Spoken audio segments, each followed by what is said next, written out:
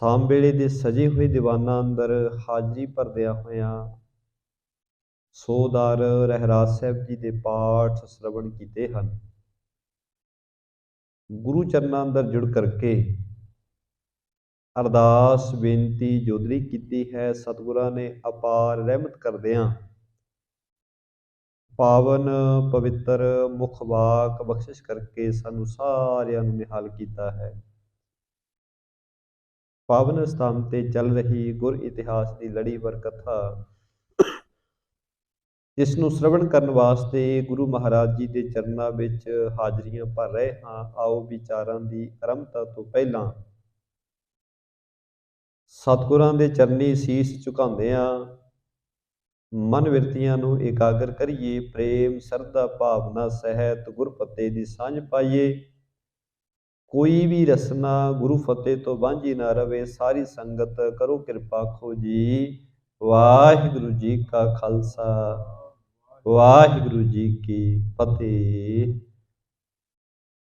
ਸਤਿਗੁਰਾਂ ਦੀ ਅਪਾਰ ਕਿਰਪਾ ਰਹਿਮਤ ਦਾ ਸਦਕਾ ਗੁਰੂ ਨਾਨਕ ਦੇਵ ਮਹਾਰਾਜ ਜੀ ਦੇ ਜੀਵਨ ਵਿੱਚੋਂ ਪ੍ਰਸੰਗ ਸ਼ਰਵਣ ਕਰ ਰਹੇ ਸੀ ਕਿ ਜਗਤ ਦੇ ਮਾਲਕ ਗੁਰੂ ਨਾਨਕ ਸਾਹਿਬ ਸੱਚੇ ਪਾਤਸ਼ਾਹ ਜੀ ਇੱਕ ਜਗ੍ਹਾ ਤੇ ਰਸਤੇ ਵਿੱਚ ਤੁਰੇ ਜਾ ਰਹੇ ਨੇ ਤੇ ਇੱਕ ਵਪਾਰੀ ਮਿਲਿਆ। ਹਜ਼ੂਰ ਨੇ ਉਸ ਵਪਾਰੀ ਨੂੰ ਪੁੱਛਣਾ ਕੀਤਾ, ਭਾਈ ਤੇਰੀ ਗੰਠੜੀ ਵਿੱਚ ਕੀ ਹੈ? ਤੂੰ ਕੀ ਬੰਨਿਆ ਹੋਇਆ ਇਸ ਗੰਠੜੀ ਵਿੱਚ? ਉਹਨੇ ਕਿਹਾ, ਮਹਾਰਾਜ ਮੈਂ ਵਪਾਰੀ ਹਾਂ, ਮੇਰੇ ਕੋਲੇ ਸੌਦੇ ਹਨ, ਕੁਝ ਵਸਤੂਆਂ ਨੇ ਜਿਨ੍ਹਾਂ ਨੂੰ ਮੈਂ ਨਗਰਾਂ ਦੇ ਵਿੱਚ ਜਾ ਕੇ ਫੇਰੀ ਦੇ ਕੇ ਵੇਚਦਾ। ਤੇ ਸਤਿਗੁਰੂ ਨੇ ਕਿਹਾ, ਆਪਣੀ ਗੰਠੜੀ ਖੋਲ ਕੇ ਦਿਖਾ, ਕੀ ਕੀ ਸੌਦਾ ਤੇਰੇ ਕੋਲ ਹੈ? ਉਹਨੇ ਗੰਠੜੀ ਖੋਲੀ, ਉਹਦੀ ਗੰਠੜੀ ਵਿੱਚ ਕੁਝ ਸੌਦੇ ਸਨ, ਕੁਝ ਵਸਤੂਆਂ ਸਨ ਤੇ ਨਾਲ ਹੀ ਵਸਤੂਆਂ ਦਾ ਵਜਨ ਤੋਲਣ ਵਾਸਤੇ ਉਹਨੇ ਬੱਟੇ ਰੱਖੇ ਹੋਏ ਸਨ। ਸਤਿਗੁਰਾਂ ਨੇ ਪੁੱਛਿਆ, ਇਹ ਬੱਟੇ ਇਹ ਕੀ ਚੀਜ਼ ਹੈ? ਕਹਿਣ ਲੱਗਾ, ਮਹਾਰਾਜ ਇਹ ਬੱਟੇ ਨੇ। ਸਾਹਿਬ ਕਹਿੰਦੇ, ਇਹਨਾਂ ਦਾ ਨਾਮ ਕੀ ਹੈ? ਕਹਿੰਦਾ ਜੀ ਆਹ 5 ਸੇਰ ਦਾ ਬੱਟਾ ਹੈ, ਆਹ 2 ਸੇਰ ਦਾ ਹੈ, 1 ਸੇਰ ਦਾ ਹੈ, ਇੱਕ ਬਿਲਕੁਲ ਛੋਟਾ ਜਿਹਾ ਉਹਦੇ ਕੋਲ ਬੱਟਾ ਸੀ। ਸਤਿਗੁਰੂ ਜੀ ਕਹਿੰਦੇ, ਭਾਈ ਆਹ ਕੀ, ਇਹਦਾ ਨਾਮ ਕੀ ਹੈ? ਕਹਿੰਦਾ, ਮਹਾਰਾਜ ਇਹਦਾ ਨਾਮ ਹੈ ਪਾਓ। ਉਹ ਪਾਈਆ ਦਾ ਬੱਟਾ ਸੀ, ਪਾਓ ਨਾਮ ਹੈ। ਗੁਰੂ ਸਾਹਿਬ ਕਹਿੰਦੇ, ਧੰਨ ਇਹ ਪਾਓ ਜਿਨ ਆਪਣੋ ਲਗ ਨਾਮ ਧਰਾਓ। ਕਹਿੰਦੇ ਇਹ ਪਾਓ ਇਹ ਬੜਾ ਪਿਆਰਾ ਹੈ, ਜਿਹਨੇ ਆਪਣਾ ਬੜਾ ਛੋਟਾ ਜਿਹਾ ਨਾਮ ਰਖਵਾਇਆ ਹੈ, ਸਾਨੂੰ ਬਹੁਤ ਪਿਆਰਾ ਲੱਗਿਆ। ਭਾਵ ਕਿ ਸੰਕੇਤ ਦਿੱਤਾ ਸਤਿਗੁਰਾਂ ਨੇ ਕਿ ਜਿਹੜਾ ਵੀ ਮਨੁੱਖ ਨਿਮਰਤਾ ਤੇ ਪ੍ਰੇਮ ਵਿੱਚ ਰਹਿੰਦਾ ਹੈ, ਆਪਣੇ ਆਪ ਨੂੰ ਵੱਡਿਆਂ ਕਰਕੇ ਨਹੀਂ ਜਾਣਦਾ, ਉਹ ਗੁਰੂ ਨੂੰ ਪਿਆਰਾ ਲੱਗਦਾ ਹੈ। ਗੁਰੂ ਨਾਨਕ ਸਾਹਿਬ ਮਹਾਰਾਜ ਜੀ ਨੇ ਜਦੋਂ ਇਹ ਬਚਨ ਕੀਤੇ ਨੇ ਤਾਂ ਜਿਹੜਾ ਉਹ ਵਪਾਰੀ ਹੈ ਉਹਦੇ ਮਨ ਵਿੱਚ ਖਿਆਲ ਆਇਆ ਕਿ ਮਹਾਂਪੁਰਖ ਨੇ, ਰੱਬ ਦੇ ਪਿਆਰੇ ਨੇ, ਜੇ ਮੈਂ ਇਹਨਾਂ ਦੇ ਚਰਨੀ ਪੈ ਜਾਵਾਂਗਾ ਮੇਰਾ ਵੀ ਭਲਾ ਹੋਵੇਗਾ। ਉਹ ਗੁਰੂ ਸਾਹਿਬ ਜੀ ਦੇ ਚਰਨਾਂ ਤੇ ਉਹਨੇ ਆਪਣਾ ਮਸਤਕ, ਆਪਣਾ ਸਿਰ ਰੱਖ ਦਿੱਤਾ ਤੇ ਕਾਫੀ ਦੇਰ ਤੱਕ ਉੱਠਿਆ ਨਹੀਂ, ਉਹਨੇ ਮਸਤਕ ਆਪਣਾ ਚੁੱਕਣਾ ਨਹੀਂ ਕੀਤਾ। ਸਤਿਗੁਰਾਂ ਨੇ ਉਹਦੇ ਸਿਰ ਉੱਤੇ ਜਿਸ ਵੇਲੇ ਹੱਥ ਰੱਖਿਆ, ਗੁਰੂ ਸਾਹਿਬ ਜੀ ਦਾ ਹੱਥ ਉਹਦੇ ਸਿਰ ਉੱਤੇ ਰੱਖਦੇ ਹੀ ਉਹਦੇ ਭਰਮਾਂ ਦੇ ਕਪਾਟ ਖੁੱਲ੍ਹ ਗਏ, ਉਹਨੂੰ ਤਿੰਨਾਂ ਲੋਕਾਂ ਦੀ ਸੋਝੀ ਆ ਗਈ। ਬੜੀ ਰਹਿਮਤ ਗੁਰੂ ਨਾਨਕ ਸਾਹਿਬ ਦੀ ਉਸ ਤੇ ਵਰਤੀ। ਉਸ ਵੇਲੇ ਭਾਈ ਮਰਦਾਨਾ, ਭਾਈ ਬਾਲਾ ਜੀ ਨੇ ਪੁੱਛਿਆ, ਕਹਿਣ ਲੱਗੇ, ਮਹਾਰਾਜ ਇਸ ਵਪਾਰੀ ਤੇ ਤੁਸੀਂ ਬੜੀ ਜਲਦੀ ਕਿਰਪਾ ਕਰ ਦਿੱਤੀ। ਸਤਿਗੁਰਾਂ ਨੇ ਕਿਹਾ, ਭਾਈ ਤੁਸੀਂ ਤਾਂ ਇਹਦਾ ਹੁਣ ਦਾ ਮਿਲਾਪ ਵੇਖਿਆ, ਸਾਡੇ ਨਾਲ ਹੁਣ ਮਿਲਿਆ, ਇਹ ਵੇਖਣਾ ਕੀਤਾ ਹੈ, ਪਰ ਇਹ ਪਿਛਲੇ ਕਈ ਜਨਮਾਂ ਤੋਂ ਬੰਦਗੀ ਵਿੱਚ ਲੱਗਿਆ ਹੋਇਆ। ਸਮਝ ਲਓ ਇਹਦਾ ਜੀਵਨ ਵਿੱਚ ਇਹਦਾ ਕੀਤਾ ਹੋਇਆ ਕਰਮ ਧਰਮ ਸਫਲਾ ਹੋਇਆ, ਕਿਉਂਕਿ ਇਹ ਸਾਰਿਆਂ ਨੂੰ ਪਤਾ ਹੈ ਆਤਮਾ ਸਾਰੀ ਸਫ਼ਰ ਕਰਦੀ ਆ ਰਹੀ ਹੈ, ਪਤਾ ਨਹੀਂ ਅਸੀਂ ਕਿੱਥੋਂ ਕਿੱਥੋਂ ਆ ਰਹੇ ਹਾਂ।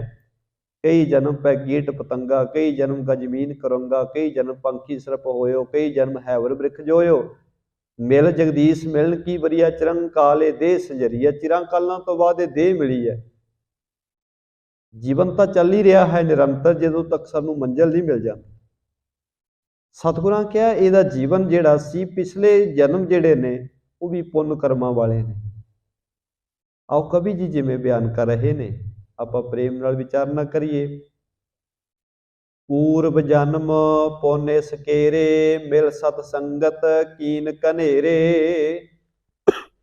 गुरु नानक साहब महाराज कहन लगे, प्यारिओ ਅੱਜ ਇਹਦੀ ਸੇਵਾ ਤਾਂ ਪ੍ਰਵਾਨ ਹੋਈ ਹੈ ਕਿਉਂਕਿ ਇਹਨੇ ਪਿਛਲੇ ਜਨਮਾਂ ਵਿੱਚ ਬੜੇ ਪੁੰਨ ਕੀਤੇ ਨੇ, ਬੜੇ ਸ਼ੁਭ ਕਰਮ ਕੀਤੇ ਨੇ। ਸਤ ਸੰਗਤ ਵਿੱਚ ਇਹਨੇ ਆਪਣਾ ਸਮਾਂ ਲਾਇਆ। ਕਾਰਜ ਭਇਓ ਸਿੱਧ ਸਭ ਆਗੂ, ਮਿਲਨ ਚਾਹਤ ਏਕ ਸੁਭਾਗੂ। ਸਤਿਗੁਰੂ ਕਹਿੰਦੇ ਇਹ ਤਾਂ ਬਸ ਅੱਜ ਇਹਦਾ ਉਹ ਸਮਾਂ ਆ ਗਿਆ ਜਦੋਂ ਇਹਦੇ ਕੀਤੇ ਹੋਏ ਕਾਰਜ ਸਫਲੇ ਹੋ ਗਏ। ਅੱਜ ਇਹਦੇ ਤੇ ਰਹਿਮਤ ਹੋ ਗਈ ਕਿਉਂਕਿ ਬੰਦਗੀ ਕਰਨ ਵਾਲੇ ਪ੍ਰਮਾਤਮਾ ਜੀ ਦੇ ਪਿਆਰੇ ਉਹ ਆਪਣੇ ਵੱਲੋਂ ਬੰਦਗੀ ਕਰਦੇ ਹਨ, ਸੇਵਾ ਸਿਮਰਨ ਕਰੀ ਜਾਂਦੇ ਨੇ। ਰਹਿਮਤ ਕਦੋਂ ਕਰਨੀ ਹੈ, ਕਿਵੇਂ ਕਰਨੀ ਹੈ, ਇਹ ਪ੍ਰਮਾਤਮਾ ਜੀ ਨੂੰ ਪਤਾ ਹੈ। ਇੱਥੇ ਦਾਅਵਾ ਕੋਈ ਨਹੀਂ ਕੀਤਾ ਜਾ ਸਕਦਾ। ਦਾਵੇ ਦਾਜਨ ਹੋਤ ਹੈ, ਨਿਰਦਾਵੇ ਰਹਿ ਨਿਸੰਖ। ਦਾਅਵਾ ਕੀਤਿਆਂ ਤਾਂ ਜੀਵਨ ਵਿੱਚ ਬੰਦਾ ਬਹੁਤ ਜ਼ਿਆਦਾ ਘਾਟਾ ਖਾ ਜਾਂਦਾ। ਰੱਬ ਦੇ ਦਰ ਤੇ ਆ ਕੇ ਅਸੀਂ ਕੋਈ ਦਾਅਵਾ ਨਹੀਂ ਕਰ ਸਕਦੇ ਜੀ ਮੈਂ ਇੰਨੀ ਸੇਵਾ ਕੀਤੀ ਸੀ, ਮੈਨੂੰ ਇੰਨਾ ਫਲ ਕਿਉਂ ਨਹੀਂ ਮਿਲਿਆ। ਕਈ ਵਾਰੀ ਅਸੀਂ ਕਹਿੰਦੇ ਹਾਂ ਜੀ ਅਸੀਂ ਤਾਂ ਬਾਣੀ ਪੜ੍ਹਨ ਵਾਲੇ ਹਾਂ, ਸਾਡੇ ਨਾਲ ਇਸ ਤਰ੍ਹਾਂ ਕਿਉਂ ਹੋਇਆ। ਇੱਥੇ ਦਾਅਵਾ ਕੋਈ ਨਹੀਂ, ਇੱਥੇ ਤਾਂ ਨਿਰਦਾਵੇ ਰਿਹਾ ਹੀ ਜੀਵਨ ਵਿੱਚ ਕੋਈ ਪ੍ਰਾਪਤੀ ਹੁੰਦੀ ਹੈ। ਹੁਣ ਕਿਰਪਾ ਵਾਹਿਗੁਰੂ ਨੇ ਕਰਨੀ ਹੈ, ਅੱਜ ਕਰ ਦੇਵੇ, ਪਤਾ ਨਹੀਂ ਕਈ ਜਨਮਾਂ ਬਾਅਦ ਕਰੇ। ਇਹ ਉਹਦੀ ਰਹਿਮਤ ਹੈ, ਉਹਦੀ ਕਿਰਪਾ ਹੈ। ਕਦੋਂ ਕਰਦਾ ਹੈ ਉਹ ਆਪ ਹੀ ਜਾਣਦਾ। ਸਤਿਗੁਰਾਂ ਨੇ ਕਿਹਾ ਇਹਨੂੰ ਵੀ ਕਈ ਜਨਮ ਹੋ ਗਏ ਸਨ ਬੰਦਗੀ ਕਰਦੇ ਆ, ਸੇਵਾ ਸਿਮਰਨ ਕਰਦੇ ਆ। ਦੋਹਰਾ ਦੀਪਕ ਬਾਤੀ ਤੇਲ ਜੁਤ, ਪਾਵਕ ਲਾਵਨ ਦੇਰ। ਹੁਣ ਜਿਵੇਂ ਅਸੀਂ ਜਦੋਂ ਦੀਵਾ ਬਾਲਦੇ ਹਾਂ, ਦੀਵਾ ਬਾਲਣਾ ਤਾਂ ਬੰਦੇ ਨੇ ਅੱਗ ਲਾਈ ਤੇ ਦੀਵਾ ਬਲ ਪਿਆ, ਪਰ ਇਹ ਨਹੀਂ ਕਿ ਦੀਵਾ ਉਸੇ ਵੇਲੇ ਤਿਆਰ ਹੋਇਆ। ਉਹ ਤੋਂ ਪਹਿਲਾਂ ਬਹੁਤ ਲੰਮਾ ਸਫ਼ਰ ਹੈ ਦੀਵੇ ਦਾ ਵੀ। ਕਿਤੇ ਦੀਵਾ ਮਿੱਟੀ ਦੇ ਰੂਪ ਵਿੱਚ ਸੀ, ਘੁਮਿਆਰ ਦੇ ਹੱਥ ਲੱਗਿਆ, ਉਹਨੇ ਮਿੱਟੀ ਚੁੱਕ ਕੇ ਲਿਆ ਕੇ ਉਹਨੂੰ ਚੰਗੀ ਤਰ੍ਹਾਂ ਸਵਾਰ ਕੇ ਫਿਰ ਉਹਦਾ ਆਕਾਰ ਦਿੱਤਾ ਦੀਵੇ ਦਾ, ਫਿਰ ਉਹਨੂੰ ਕੱਚੇ ਨੂੰ ਅੱਗ ਵਿੱਚ ਰੱਖ ਕੇ ਪਕਾਇਆ, ਫਿਰ ਉਹ ਪੱਕਿਆ ਹੋਇਆ ਕਿਤੇ ਸਾਡੇ ਕੋਲ ਪਹੁੰਚਿਆ। ਫਿਰ ਦੂਸਰੇ ਪਾਸੇ ਜਿਹੜੀ ਉਹਦੇ ਵਿੱਚ ਬੱਤੀ ਰੱਖੀ ਗਈ ਹੈ, ਉਹਦਾ ਵੀ ਬੜਾ ਲੰਮੇਰਾ ਸਫ਼ਰ ਹੈ। ਛੋਟੇ ਜਿਹੇ ਬੀਜ ਨੇ ਆਪਣਾ ਆਪਾ ਗਵਾਇਆ ਜ਼ਮੀਨ ਵਿੱਚ, ਉੱਥੋਂ ਪੌਦਾ ਪੈਦਾ ਹੁੰਦਾ ਹੈ। ਉਹ ਕਪਾਹ ਦਾ ਬੂਟਾ ਪੈਦਾ ਹੋਇਆ, ਉਹਨੂੰ ਟੀਂਡੇ ਲੱਗੇ, ਉਹ ਕਪਾਹ ਚੁਗੀ ਗਈ ਤੇ ਕਪਾਹ ਚੁੱਕ ਕੇ ਸਵਾਰ ਕੇ ਫਿਰ ਕਿਤੇ ਉਹ ਕਿਸੇ ਮਨੁੱਖ ਦੇ ਕੋਲ ਆਈ, ਉਹਦੇ ਵਿੱਚੋਂ ਬੱਤੀ ਵੱਟੀ ਗਈ। ਫਿਰ ਤੀਸਰੀ ਚੀਜ਼ ਹੈ ਉਹਦੇ ਵਿੱਚ ਤੇਲ ਪਿਆ। ਹੁਣ ਤੇਲ ਵੀ ਸਰੋਂ ਦੀ ਫਸਲ ਹੋਈ, ਉਹਨੂੰ ਚੰਗੀ ਤਰ੍ਹਾਂ ਜਿਸ ਵੇਲੇ ਪੱਕ ਗਈ ਵੱਢਿਆ ਗਿਆ, ਫਿਰ ਉਹਨੂੰ ਸਵਾਰਿਆ ਗਿਆ, ਫਿਰ ਉਹਨੂੰ ਕੋਹਲੂ 'ਚ ਪੀੜਿਆ ਗਿਆ। ਪੀੜਨ ਤੋਂ ਬਾਅਦ ਫਿਰ ਕਿਤੇ ਉਹਦੇ 'ਚ ਤੇਲ ਨਿਕਲਿਆ ਤੇ ਉਹ ਤੇਲ ਆ ਕੇ ਦੀਵੇ ਵਿੱਚ ਪਿਆ। ਹੁਣ ਅਸੀਂ ਤਾਂ ਕਿਹਾ ਜੀ ਅੱਗ ਵਾਲੀ ਤੇ ਦੀਵਾ ਬਲ ਪਿਆ, ਨਹੀਂ, ਉਹਦੇ ਪਿੱਛੇ ਵੀ ਬਹੁਤ ਮਿਹਨਤ ਹੈ। ਇੱਕ ਪਾਸੇ ਘੁਮਿਆਰ ਨੇ ਮਿੱਟੀ ਤੇ ਮਿਹਨਤ ਕੀਤੀ, ਮਿੱਟੀ ਨੂੰ ਆਕਾਰ ਦਿੱਤਾ, ਦੀਵਾ ਬਣਿਆ। ਫਿਰ ਉਹ ਬੱਤੀ ਜਿਹੜੀ ਹੈ ਕਪਾਹ ਦੀ ਜਿਹੜੀ ਬਣੀ, ਉਹ ਵੀ ਕਿੱਥੋਂ ਤੱਕ ਕਿਸਾਨ ਨੇ ਮਿਹਨਤ ਕੀਤੀ, ਕਿੱਥੇ ਤੱਕ ਆ ਕੇ ਉਹ ਬੱਤੀ ਲੱਗੀ। ਤੇਲ ਵੀ ਕਿੱਥੋਂ ਚੱਲ ਕੇ ਕਿੱਥੇ ਪਹੁੰਚਿਆ। ਤੇ ਉਦੋਂ ਬਾਅਦ ਜਿਸ ਵੇਲੇ ਸਾਰਾ ਕੁਝ ਤਿਆਰ ਸੀ, ਫਿਰ ਅਸੀਂ ਅੱਗ ਲਾਉਂਦੇ ਹਾਂ ਤੇ ਉਹ ਦੀਵਾ ਬਲ ਪੈਂਦਾ ਹੈ, ਪਰ ਉਹਦੇ ਪਿੱਛੇ ਬਹੁਤ ਕੁਝ ਲੁਕਿਆ ਹੋਇਆ ਹੈ। ਇਕੱਲਾ ਇਹ ਨਹੀਂ ਜੀ ਬਸ ਦੀਵੇ ਨੂੰ ਅੱਗ ਲਾਈ ਤੇ ਬਲ ਪਿਆ, ਨਹੀਂ, ਬਹੁਤ ਲੰਮੀ ਮਿਹਨਤ ਹੈ।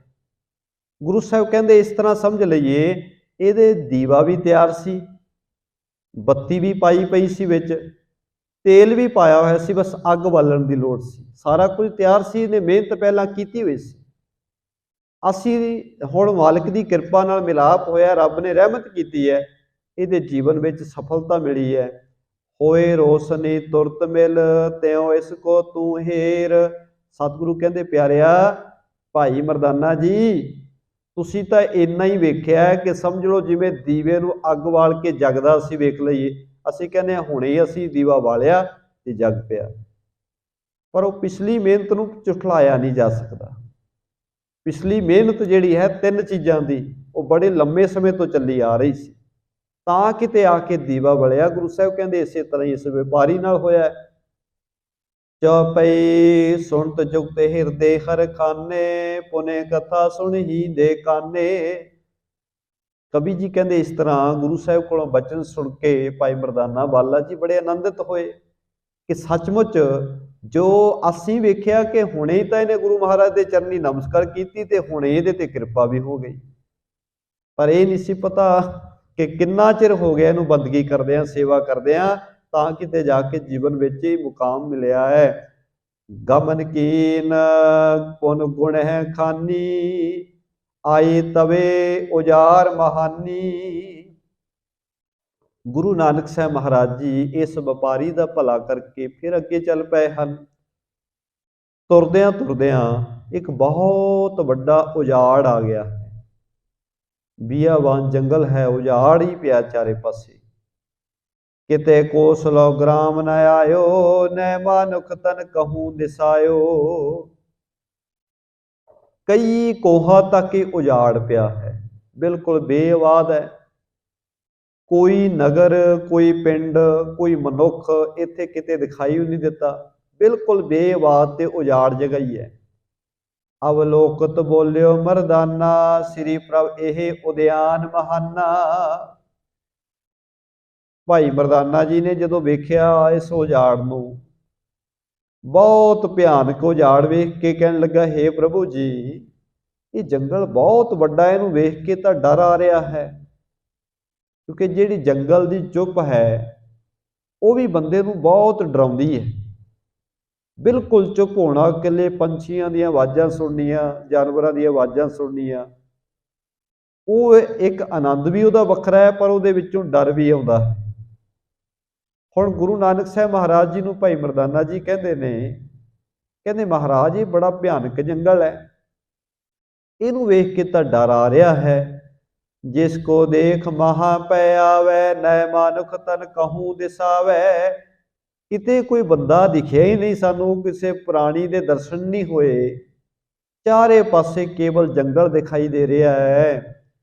ਸੁਣ ਕੇ ਬੋਲੇ ਕਿਰਪਾ ਨਿਧਾਨਾ, ਇਹ ਨੈ ਲਖੋ ਉਜਾਰ ਮਹਾਨਾ। ਗੁਰੂ ਸਾਹਿਬ ਕਹਿਣ ਲੱਗੇ, ਪਿਆਰਿਆ ਇਹ ਉਜਾੜ ਨਹੀਂ, ਇਹ ਤੈਨੂੰ ਦਿਖਣ ਨੂੰ ਉਜਾੜ ਦਿਖਦਾ ਹੈ ਕਿ ਬਹੁਤ ਵੱਡਾ ਉਜਾੜ ਹੈ, ਇੱਥੇ ਕੋਈ ਮਨੁੱਖ ਨਹੀਂ ਦਿਖ ਰਿਹਾ, ਪਰ ਸਤਿਗੁਰੂ ਕਹਿੰਦੇ ਇਹ ਉਜਾੜ ਨਹੀਂ ਹੈ। ਬੜੋ ਨਗਰ ਵਸਦੀ ਅਵੇ ਰਾਮੋ, ਸਿਮਰਨ ਹੋਤ ਜਹਾਂ ਸਤਨਾਮੋ। ਸਤਿਗੁਰੂ ਕਹਿਣ ਲੱਗੇ, ਪਿਆਰਿਆ ਜਿਹੜੀ ਤੇ ਬੰਦਗੀ ਕੀਤੀ, ਇੱਥੇ ਰੱਬ ਦੀ ਬਾਣੀ ਦਾ ਕੀਰਤਨ ਗਾਇਆ, ਜਿੱਥੇ ਵੀ ਕੀਰਤਨ ਹੋ ਜਾਏ, ਜਿੱਥੇ ਵੀ ਬੰਦਗੀ ਕਰਨ ਵਾਲਾ ਕੋਈ ਪਿਆਰਾ ਆ ਜਾਏ, ਉਹ ਜਗ੍ਹਾ ਉਜਾੜ ਨਹੀਂ ਰਹਿੰਦੀ। ਕੋਈ ਵੀ ਜਗ੍ਹਾ ਹੋਵੇ ਜਿੱਥੇ ਬਿਲਕੁਲ ਉਜਾੜ ਪਿਆ ਹੋਵੇ, ਪਰ ਉਜਾੜ ਵਿੱਚ ਵੀ ਜੇ ਬੰਦਗੀ ਹੋ ਰਹੀ ਹੋਵੇ, ਸਤਨਾਮ ਦਾ ਸਿਮਰਨ ਹੋ ਰਿਹਾ ਹੋਵੇ, ਗੁਰੂ ਸਾਹਿਬ ਕਹਿੰਦੇ ਇਹ ਚੰਗੇ ਸੋਹਣੇ ਬਸਦੇ ਹੋਏ ਨਗਰਾਂ ਤੋਂ ਕਿਤੇ ਸੋਹਣਾ ਹੈ ਜਿੱਥੇ ਬੰਦਗੀ ਹੋ ਰਹੀ ਹੈ।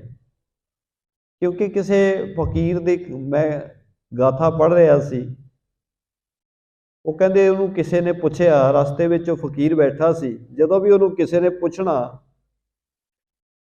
ਕਿ ਮਹਾਰਾਜ ਅਸੀਂ ਨਗਰ ਵੱਲ ਜਾਣਾ ਹੈ, ਬਸਦੇ ਹੋਏ ਨਗਰ ਵੱਲ ਜਾਣਾ ਹੈ, ਤਾਂ ਉਹਨੇ ਕੀ ਕਰਨਾ, ਉਹਨੇ ਇਸ਼ਾਰਾ ਕਰ ਦੇਣਾ ਸ਼ਮਸ਼ਾਨ ਘਾਟ ਵੱਲ। ਤੇ ਜਦੋਂ ਕਿਸੇ ਨੇ ਪੁੱਛਣਾ ਸ਼ਮਸ਼ਾਨ ਘਾਟ ਵੱਲ ਜਾਣਾ ਹੈ, ਉਹਨੇ ਬਸਦੇ ਹੋਏ ਨਗਰ ਵੱਲ ਇਸ਼ਾਰਾ ਕਰ ਦੇਣਾ।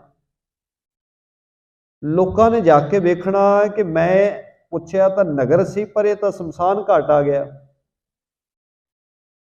ਤੇ ਜਿਹੜੇ ਸ਼ਮਸ਼ਾਨ ਘਾਟ ਦਾ ਰਸਤਾ ਪੁੱਛਦੇ ਸਨ, ਉਹਨਾਂ ਨੂੰ ਵਸਦੇ ਹੋਏ ਨਗਰ ਵੱਲ ਭੇਜ ਦਿੰਦਾ ਸੀ। ਲੋਕਾਂ ਪੁੱਛਿਆ, ਮਹਾਰਾਜ ਇਹ ਗੱਲ ਕੀ ਹੈ? ਅਸੀਂ ਤੁਹਾਡੇ ਕੋਲ ਵਸਦੇ ਹੋਏ ਨਗਰ ਬਾਰੇ ਪੁੱਛਿਆ, ਪਰ ਤੁਸੀਂ ਸਾਨੂੰ ਸ਼ਮਸ਼ਾਨ ਘਾਟ ਭੇਜ ਦਿੱਤਾ। ਉਹਨੇ ਕਿਹਾ, ਸੱਚਾਈ ਇਹੀ ਹੈ। ਤੁਸੀਂ ਨਗਰ ਬਾਰੇ ਪੁੱਛਿਆ, ਅਸਲ ਵਿੱਚ ਬੰਦੇ ਦਾ ਵਾਸਾ ਸ਼ਮਸ਼ਾਨ ਘਾਟ ਵਿੱਚ ਹੀ ਹੈ। ਇਹੀ ਨਗਰ ਹੈ ਜਿਹੜਾ ਪੱਕਾ ਟਿਕਾਣਾ ਹੈ। ਜਿਸ ਨਗਰ ਦੇ ਵੱਲ ਤੁਹਾਨੂੰ ਭੇਜਿਆ, ਜਿਹਨੂੰ ਸ਼ਮਸ਼ਾਨ ਘਾਟ ਤੁਹਾਨੂੰ ਦੱਸਿਆ, ਅਸਲ ਵਿੱਚ ਉਹ ਸ਼ਮਸ਼ਾਨ ਘਾਟ ਇਸ ਕਰਕੇ ਹੈ ਕਿਉਂਕਿ ਪ੍ਰਾਣੀਆਂ ਨੇ ਉੱਥੇ ਸਦਾ ਰਹਿਣਾ ਨਹੀਂ, ਟਿਕਾਣਾ ਤਾਂ ਸ਼ਮਸ਼ਾਨ ਘਾਟ ਵਿੱਚ ਹੀ ਆ ਕੇ ਹੋਣਾ ਹੈ। ਉਸੇ ਤਰ੍ਹਾਂ ਗੁਰੂ ਨਾਨਕ ਸਾਹਿਬ ਮਹਾਰਾਜ ਕਹਿਣ ਲੱਗੇ, ਇਹ ਜੰਗਲ ਨੂੰ ਭਿਆਨਕ ਨਾ ਸਮਝ ਤੇ ਇਹਨੂੰ ਡਰਾਵਣਾ ਨਾ ਸਮਝ, ਕਿਉਂਕਿ ਇੱਥੇ ਤਾਂ ਬੰਦਗੀ ਕੀਤੀ ਹੈ, ਇੱਥੇ ਤਾਂ ਪ੍ਰਮਾਤਮਾ ਜੀ ਦਾ ਨਾਮ ਲਿਆ ਹੈ। ਜਹ ਪਰਮੇਸ਼ਰ ਚਿਤ ਨ ਆਵੈ, ਸੋ ਬਸਦੀ ਉਦਿਆਨ ਲਖਾਵੈ। ਸਤਿਗੁਰੂ ਕਹਿੰਦੇ, ਜਿਸ ਨਗਰ ਵਿੱਚ ਬਸਦੇ ਹੋਏ ਘਰਾਂ ਵਿੱਚ ਰੱਬ ਚੇਤੇ ਨਹੀਂ ਆਉਂਦਾ ਭਾਈ, ਅਸਲ ਵਿੱਚ ਭਿਆਨਕ ਜੰਗਲ ਤਾਂ ਉਹ ਨੇ। जिथे नाम ना जपिए मेरे गोविंदा, से नगर उजाड़ी जियो।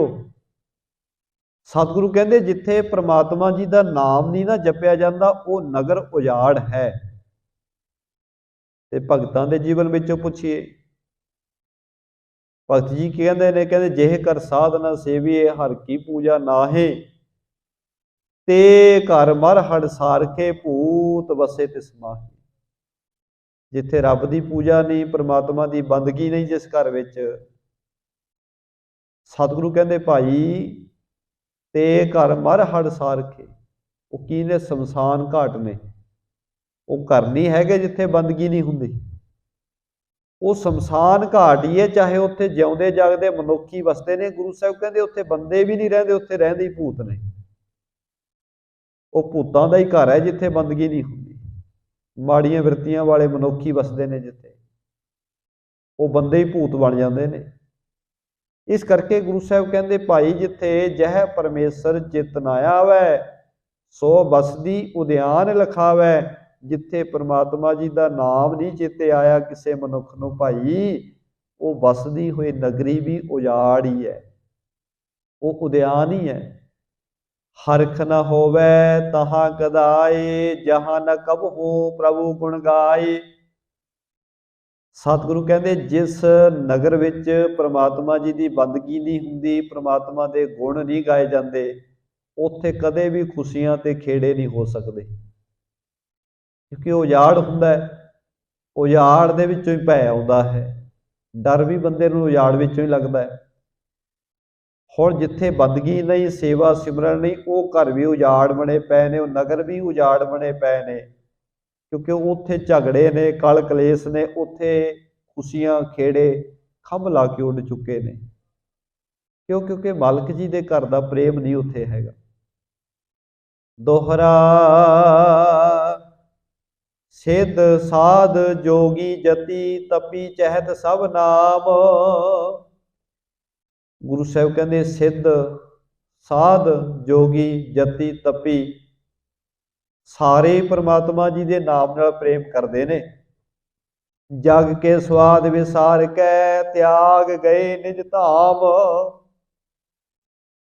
उन्होंने संसार के स्वादां नूं त्याग दिता, घर बार त्याग के जंगलों में जाके बंदगी में बैठ गए। सोरठा हृदय न प्रेम समाए, श्री नानक तन भगत धर। आसा राग उठाए, गायो शब्द बनाए कै।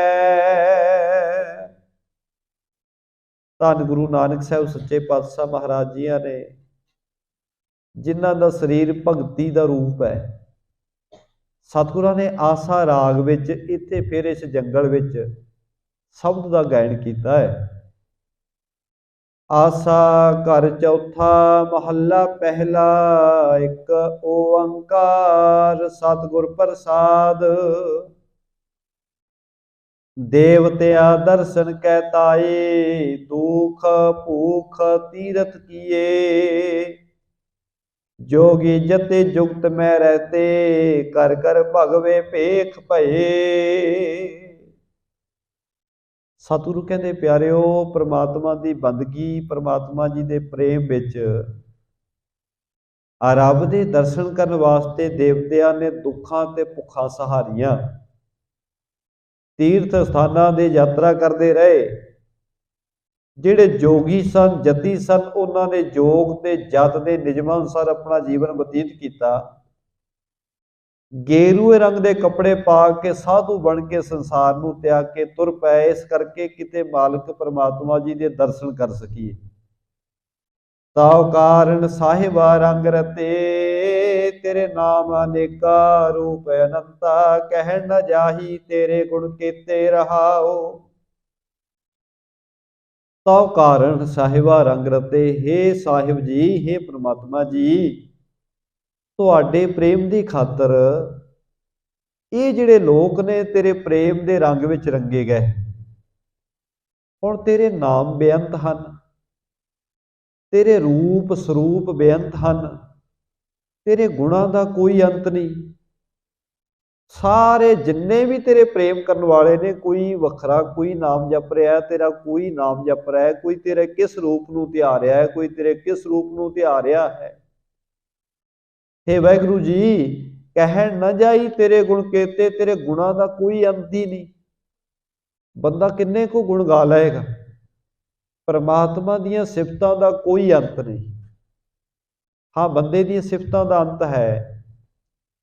असी किसी बंदे की सिफत करनी होवे, कितना कुछ चिर करांगे, कवांगे जी ये सच बोलता है, ये बेईमानी नहीं करता, ये बड़ा चंगा है। साडियां सिफतां बहुत सीमित ने ते कुछ शब्दां विच ही सिमट जाणगीਆਂ, पर परमात्मा जी दे करदे गुण, उहदियां सिफतां दा कोई अंत नहीं। गुरु ने बाणी च इसे करके कहा है, साहब कहते वैसे बंदा एक जीव नाल जपदा है, साडे कोल इक्को ही जीव है, इक्को ही जीव नाल असीं परमात्मा जी दा नाम जपदे आ। ते बंदे नूं अपने आप नूं, सानूं सारिआं नूं ही पता है असीं किन्ना कुछ जपदे आ, इह सानूं सारिआं नूं अपने आप दा पता है। जीव भी इक्को ही है, ते एक जीव नाल भी असीं बहुती देर नहीं जपदे, साडे कोले बहुती देर जपिया भी नहीं जाता। पर साहब कहते ने, हे परमात्मा तू एडा बेअंत है, जे मेरी एक दू जी भाव लख होए, अज एक जीव है, हे परमात्मा मेरी लख जीव हो जाए, 1 लाख जीव, ते 1 लाख जीव तो सतगुरु कहते लख होवे लख 20, लख दियां भी 20 लाख हो जाए, 20 लाख जीबां हो जान, इन्नियां जीबां हो जान ते मैं एक एक जीव नाल तेरा लखां लखां वारी नाम जपां। एक दू जी पाओ लख होए, लख होवे लख 20, लख लख गेड़ा आखिए एक नाम जगदीश।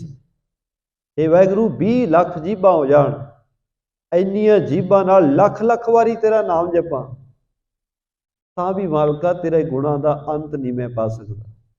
एक दू जी पाओ लख होए, लख होवे लख 20, लख लख गेड़ा आखिए एक नाम जगदीश। एत राह पत पवड़िया चढ़िया होए अकीस। हे परमात्मा तेरे इन्ने गुण गा लईए, इन्ना भी तेरी सिफत सलाह कर लईए, तां भी तेरे गुणां दा अंत नहीं पाया जा सकता। हुण कित्थे 20 लाख जीबां ते जपदे असीं एक नाल भी नहीं, ते जे किसी ने 4 वारी वाहिगुरू कह भी लिया तो फिर दावे भी असीं इस तरह करते हैं, वाहिगुरू जी तेरा नाम भी जपी दे ते तू सानू आ दिंदा भी कुछ नहीं।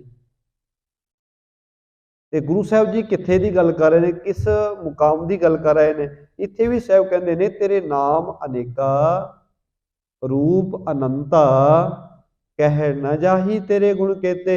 ਇਹ ਪ੍ਰਮਾਤਮਾ ਜੀ ਤੇਰੇ ਨਾਮ ਬੇਅੰਤ ਹਨ, ਤੇਰੇ ਰੂਪ ਵੀ ਬੇਅੰਤ ਹਨ। ਕਿੰਨੇ ਕੁ ਰੂਪਾਂ ਵਿੱਚੋਂ ਤੈਨੂੰ ਵੇਖੀਏ, ਤੇਰੇ ਗੁਣਾਂ ਦਾ ਕੋਈ ਅੰਤ ਹੀ ਨਹੀਂ। ਕਹਿ ਨਾ ਜਾਹੀ ਤੇਰੇ ਗੁਣ ਕੇਤੇ, ਕਿੰਨੇ ਕੁ ਗੁਣ ਨੇ ਤੇਰੇ ਵਿੱਚ, ਸਾਡੇ ਕੋਲੋਂ ਕਹੇ ਨਹੀਂ ਜਾ ਸਕਣੇ। ਤੇ ਸਾਹਿਬ ਫਿਰ ਕਿਰਪਾ ਕਰਦੇ ਨੇ, ਦਰ ਘਰ ਮਹਿਲਾ ਹਸਤੀ ਘੋੜੇ, ਛੋੜ ਬਲਾਇਤ ਦੇਸ ਗਏ। ਬਹੁਤ ਸਾਰੇ ਲੋਕ ਰੱਬ ਦੇ ਪ੍ਰੇਮ ਅੰਦਰ ਆਪਣਾ ਘਰ-ਬਾਰ ਛੱਡ ਦਿੱਤਾ, ਮਹਿਲ ਮਾੜੀਆਂ ਛੱਡ ਦਿੱਤੀਆਂ, ਹਾਥੀ ਘੋੜੇ ਛੱਡ ਦਿੱਤੇ, ਆਪਣਾ ਵਤਨ ਤਿਆਗ ਦਿੱਤਾ, ਤੇ ਰੱਬ ਜੀ ਤੇਰੀ ਖੋਜ ਵਿੱਚ ਘਰੋਂ ਨਿਕਲ ਕੇ ਤੁਰ ਪਏ। ਸਾਰੀਆਂ ਸੁੱਖ ਸਹੂਲਤਾਂ ਤਿਆਗ ਕੇ तेरे प्रेम अंदर प्रदेशों में चले गए। पीर पैगंबर सालक साधक छोड़ी दुनिया थाए पे, धार्मिक आगू अवतार रहनुमा सिद्धकवान। हे मालका तेरे प्रेम अंदर ऐसे तुरे, सब कुछ त्याग के तेरे दर ते प्रवान हो गए। साध सहज सुख रस कस तजियले, कापड़ चोडे चमड़ लिए।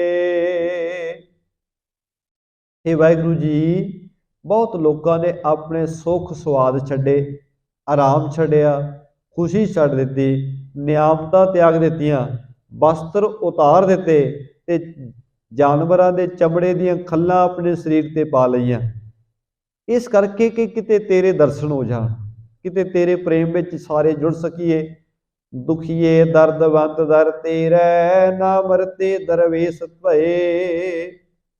तेरे नाम विच इन्ने को जुड़े, उन्होंने हज़ारां कष्ट भी सहार लए अपने जीवन विच, लखां गम सहारे। तेरे दर दे भिखारी बन गए कि किते तेरे दर दा प्रेम उन्होंने मिल जाए। हरेक तरह का कष्ट सहारिया, हरेक तरह के दुख सहारन वास्ते लोग तैयार हो गए, सिर्फ इस करके ही मालका किते तेरे दर ते प्रवान हो सकीए। खलड़े खपरे लकड़ी चमड़े, सिक्खा सूत धोती कीनी। हे वाहिगुरु जी, तेनू लभण वास्ते बहुत लोगों ने अपनी मत के अनुसार चमड़े के वस्त्र पा लै, हत्थां विच ठूठे फड़ लै, ठूठे फड़ के खप्पर फड़ के घर घर विचों मंगण लग पै। किसी ने हाथ विच डंडा फड़ लिया, जोगी बन गए। किसी ने मिर्गशाला भाव के मिर्ग का जिहड़ा चमड़ा है वो धारण कर लिया, ते किसी ने बोधी रख लई, किसी ने जनेऊ पा लिया, किसी ने चादर धारण कर लई, धोती बन लई। सारा कुछ बंदे ने क्यों किया? इस करके कि किते वाहिगुरू जी तेरे दर ते प्रवान हो जाइए। जिन्नी बंदे नूं मत सी उन्हें अपने तौर पर परमात्मा जी नाल सांझ बनाने वास्ते अपने तौर पर उपराले किए। तू साहिब हों संगी तेरा, प्रणवे नानक जात कैसी। गुरु नानक साहब महाराज अखीर ते कहते ने, हे साहिब, हे मेरे मालिक, तू सब तो वड्डा है, मैं तो तेरा सांगी हाँ, तेरे चरणों का सेवक हाँ। मैं बेनती करदा, दुनिया ते बहुत सारे प्यारे तेरे नाम विच रंगे हुए ने, तेरे प्रेम विच तुरे ने, कोई कुछ कर रहा है, कोई कुछ कर रहा। गुरु नानक साहब महाराज कहते, मैं तो इन्हां विचों कुछ भी नहीं हाँ। जिहड़े तेरे वाले पासे तुरे ने कितना कुछ कर रहे ने, मैं तो इन्हां विचों कुछ भी नहीं हाँ, मेरी कोई जात ही नहीं है। चौपई जब जेह श्री गुर शब्द बखाना, तूषण होत भयो मरदाना। जगत के मालिक गुरु नानक साहब महाराज जी ने उस भयानक जंगल विच ये पावन शब्द उचारण किया है। सारे जंगल दे विच बिल्कुल चुप वरती हुई है, बहुत ही आनंद विच सतगुरां ने शब्द गाया। निक्स उजार बहर जब गए, ग्राम एक तब देखत भये। हुण इत्थों गुरु साहब जी इस उजाड़ विचों जंगल विचों अगे चल पए। जिस वेले उजाड़ खत्म होया, जंगल खत्म होया है, जंगल विचों बाहर निकल आए गुरु नानक साहब महाराज। थोड़ी दूरी ते एक नगर दिखिया है, एक पिंड दिखिया है। सब वंचक के घर तेह माही, मारे नर तन लेवै ताही। ये जिहड़ा नगर है, जिहड़ा बिल्कुल जंगल दे नेड़े है, इत्थे रहण वाले लोकां दा काम की है? वो ठग हन। क्योंकि जंगल विचों कोई भुलिया भड़किया कोई मनुख इस पासे आ जाता है, सारे लोगों का काम ही है, उन्होंने ठग लेंदे हैं, उहदे कोल सारा धन दौलत लुट लेंदे ने। मारे नर तन लेवै ताही, लोगों को मार के उन्हां दा सारा धन खो लेंदे ने। तिन को समत देन के हेता, परवेसे ग्रामे कृपा निकेता। इन्हां ठग विरतियां दे मालक लोगों को चंगी मत देण वास्ते, इन्हां नूं समझाउण वास्ते गुरु नानक साहब सच्चे पातशाह महाराज इस नगर विच चले गए ने, जिथे सारे लोगों का काम ही लोगों के कतल करके उन्हां दा धन दौलत लुटण दा है। ये सारे ठगां दे घर ने। जगतेश्वर एक खेल रचावा, वंचक कुमत हर निहित दावा। गुरु नानक साहब महाराज जी ने इन्हां ठगां नूं सीधे रस्ते ते पाउण वास्ते, इन्हां दी माड़ी मत नूं दूर करन वास्ते एक खेड रची है। दोहरा जामूनत कट निज सोकार, पोछत सेत बनाए। गुरु नानक साहब महाराज जी ने इस तरह का पहरावा बना लिया जी तो महसूस होवे कि गुरु नानक साहब महाराज बहुत बड़े साहूकार ने, बहुत तकड़े लोग मनुख ने, बहुत अमीर मनुख ने। इस तरह का भेख गुरु साहब ने बना लिया। मरदाना निज डूम हवै, जन मुक लावण जाए। भाई मरदाना जी नूं अपना सेवक बना लिया, डूम बना लिया। ਇਸ ਤਰ੍ਹਾਂ ਇੱਕ ਦੂਰੋਂ ਇਸ ਤਰ੍ਹਾਂ ਲੱਗਦਾ ਹੈ ਗੁਰੂ ਨਾਨਕ ਸਾਹਿਬ ਨੂੰ ਆਉਂਦਿਆਂ ਵੇਖ ਕੇ ਕਿ ਕੋਈ ਬੜਾ ਅਮੀਰ ਆਦਮੀ ਆ ਰਿਹਾ ਹੈ। ਚੌਪਏ ਸੋ ਬੰਚਕ ਕੇ ਸਦਨ ਮਝਾਰੇ, ਬੈਠੇ ਜਾਏ ਮਹਾ ਅਗਹਾਰੇ। ਇਸ ਨਗਰ ਦੇ ਵਿੱਚ ਇੱਕ ਮਨੁੱਖ ਦੇ ਘਰੇ, ਉਹ ਮਨੁੱਖ ਜਿਹੜਾ ਹੈ ਉਹ ਵੀ ਠੱਗ ਹੈ, ਉਹ ਵੀ ਲੋਕਾਂ ਨੂੰ ਲੁੱਟਣ ਮਾਰਨ ਦਾ ਕੰਮ ਕਰਦਾ ਹੈ। ਤੇ ਗੁਰੂ ਨਾਨਕ ਸਾਹਿਬ ਮਹਾਰਾਜ ਜੀ ਦੇ ਘਰ ਪਹੁੰਚ ਗਏ। ਇੱਕ ਬੰਚਕ ਬ ਉਰ ਹਰਖਾਨਾ, ਨੀਕੀ ਰੀਤ ਕੀਨ ਸਨਮਾਨਾ।